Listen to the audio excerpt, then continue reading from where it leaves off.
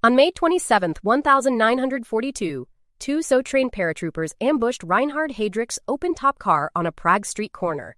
Heydrich died 8 days later. The Nazi reprisal killed over 1,300 Czechs and Slovaks.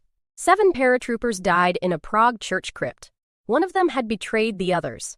The operation is called one of the greatest acts of resistance in WWII. This episode examines what success actually cost, and whether that cost was accepted by the people who paid it. Reinhard Heydrich was the most powerful Nazi official outside Hitler's inner circle. As Reich protector of Bohemia and Moravia, he had pacified Czech resistance with lethal efficiency. In January 1942, he chaired the Wannsee Conference, the meeting that formalized the systematic murder of 11 million Jews and others across Europe. Hitler called him the man with the iron heart. He was 37 years old, handsome, brilliant, and genuinely dangerous. He drove to work in an open-top car without a bodyguard convoy. He believed no Czech would dare attack him. He was almost right. The operation's original concept came from the Czechoslovak government in exile in London, led by President Edvard Beneš, who wanted a high-profile action to demonstrate Czech resistance to the Allies and to counter German propaganda that Czechs were passive collaborators. The British SOE was initially reluctant. Their analysts calculated that Heydrich's death would produce devastating reprisals against Czech civilians. The debate was genuine and the concern was accurate. Beneš insisted. The operation was authorized. The specific weight of that authorization, and whether Beneš had the right to spend Czech civilian lives for political purposes, is the moral center of Operation Anthropoid's legacy. Josef Gabik was Slovak, Jan Kuby was Czech.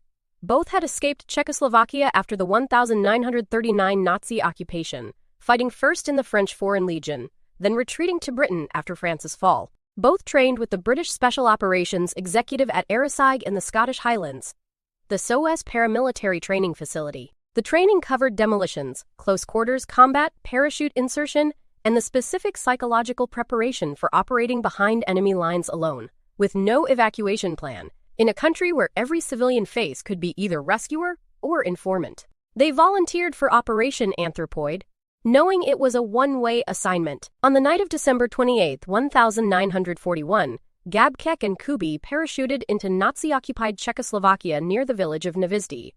The drop was imprecise. They landed kilometers from the planned location, in frozen farmland in winter. They buried their parachutes and equipment. They made contact with the Czech resistance network. For the next 5 months, they lived in a series of safe houses in Prague, moving between the apartments of resistance families who were risking execution for sheltering them. They observed Heydrich's routes, his schedule, his habits. They identified the whole A of his hairpin, where his car would have to slow. As the site, they waited. The Czech resistance network that sheltered them included entire families, parents, children, grandparents, who knew that if discovered, every member of the household would be executed. These were not soldiers. They were a schoolteacher, a professor, a factory worker, a retired civil servant.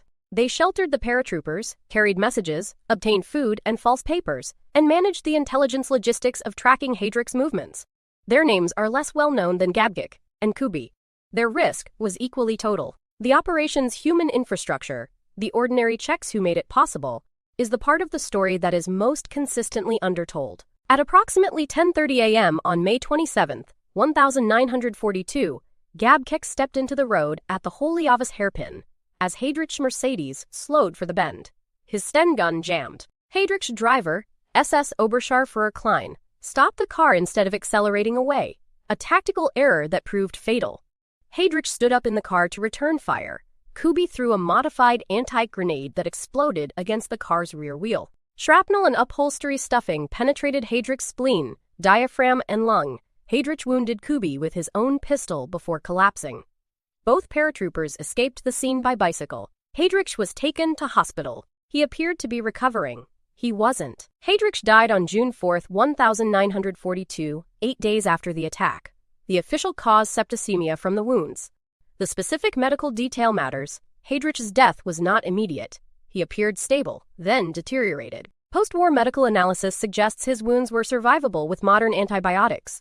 But in 1942, the infection was not controllable. He died because medicine could not keep pace with the damage the grenade had done. Hitler's response to the death was immediate, documented, and disproportionate. He ordered the largest reprisal operation in the history of the occupation. On June 10, 1942, SS units surrounded the village of Lidice, Bohemia. The village had been selected based on a tenuous and ultimately incorrect connection to one of the paratroopers. Every man and boy over 15 was shot, 173 people. The 184 women were sent to Ravensbrück concentration camp. The 88 children were taken. Most were killed by gas van. The village itself was burned, the ruins demolished, the ground leveled, the river diverted. By the end of June 10, 1942, Lidice no longer existed on the map. The Nazis announced the action publicly, specifically to demonstrate what resistance cost. The demonstration was effective. The village of Ležáky was destroyed on June 24, 1942, for a similar tenuous connection to the paratroopers. Its population, 33 men and women, was killed. Only 2 children from Ležáky survived the war. They were deemed racially suitable for Germanization and given to German families. In total, the reprisals following Heydrich's assassination killed over 1,300 Czechs and Slovaks. The SOE analysts who had predicted devastating reprisals were correct in their prediction, and it emerged significantly optimistic in their estimate. The Czech government in exile had known civilian deaths were likely. They had calculated the political benefit exceeded the human cost. The people of Lidice and Ležáky did not make that calculation. It was made for them. The 7 paratroopers, Gabke Kubi, and 5 others from related missions, had been sheltering in the crypt of the Cathedral of St. Cyril and Methodius in Prague since May. On June 18, 1942, they were betrayed. Karel Čurda, one of the parachuted agents, went to the Gestapo and provided information about the safe houses and the paratroopers' location in exchange for money and protection. The Gestapo surrounded the cathedral at 4 a.m. on June 18. The paratroopers in the nave fought for 2 hours before being killed. The 3 in the crypt, including Gabkik and Kubi, fought for 6 hours against SS and fire brigade units attempting to flood the crypt. They died before they could be taken alive. Karel Čurda, the man who betrayed them, lived. He received a substantial payment and a German identity. He married a German woman. After the war, he was tried by a Czechoslovak court, convicted of treason, and executed in 1947. His specific betrayal and the specific question of what a man under existential pressure owes his comrades is the part of Operation Anthropoid that is most rarely discussed. The operation is remembered for its heroes. Čurda is its necessary counterpart. The man who demonstrated the human cost of covert operations is paid not only by the enemy, but by the networks built to support them, and not always by the people with the strongest conviction. The moral question at the center of Operation Anthropoid has never been fully resolved, and it should not be resolved too quickly. Heydrich's death disrupted the administrative machinery of the Holocaust in the Protectorate. It demonstrated to the Allies that Czech resistance was real and capable. It produced reprisals that killed over 1,300 people who had no say in the operation. The SOE's original hesitation, that the reprisals would be catastrophic, was accurate. Benny authorized it anyway for political reasons. The political reasons were not invalid. Czech presence in the Allied coalition depended on demonstrating resistance. The 1,300 dead were not consulted. The question of who has the authority to spend civilian lives for military objectives is not answered by calling the operation a success. Operation Anthropoid is studied in every special operations training curriculum in the world. As an example of successful targeted killing of a high-value target, it is also studied in every ethics of warfare curriculum. As an example of successful military action whose civilian cost raises questions that military success cannot answer. Both things are true simultaneously. The operation worked. The paratroopers were extraordinary. The Czech resistance families were courageous beyond what most people are asked to be. Heydrich was genuinely dangerous, and his death mattered. And 1,300 people who did not volunteer for the mission paid with their lives for it. Holding both truths is the only honest way to understand what Operation Anthropoid actually was. Operation Anthropoid's specific legacy in the history of covert operations is this. It demonstrated that targeted killing of a high-value enemy official is operationally feasible, strategically significant, and morally unresolvable in the same action.